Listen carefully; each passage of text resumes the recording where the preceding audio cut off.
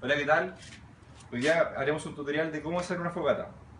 Lo principal es el fósforo o puede ser un encendedor, depende de lo que tengan al alcance. En este caso yo voy a usar fósforo. Lo segundo principal es la madera. Por lo general, en los cerros se encuentra madera, puede ser más seca como esta. Lo más recomendable es madera puede ser de eucalipto, pino. Espino es lo más recomendable porque es como, mantiene más el calor. Lo segundo mejor es el litre. Lo segundo que vamos a usar es papel. En este caso yo voy a usar papel porque no estoy en el cerro, pero si estuviera en el cerro podrían ocupar yesca o palitos de ramas. Por ejemplo, no sé, la ramita de lo que se llama michay es muy efectivo para encender el fuego. Las ramas de espino igual.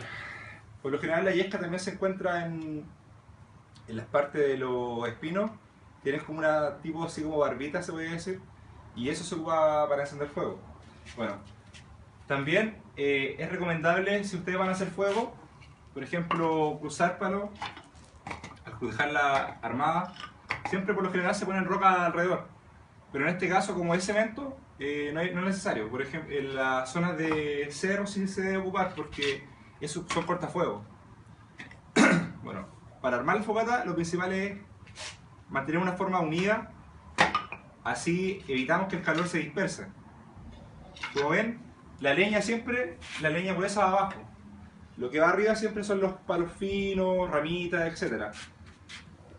¿Por qué? Porque así los palos de arriba, que son más finos, tienen más tendencia a prenderse rápido. Entonces van prendiendo los de abajo.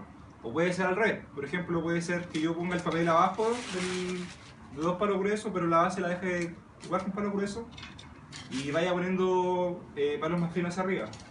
Como pueden ver, así se debería ver la fogata. Ahora vamos a proceder a encenderla, para que vean la efectividad del método.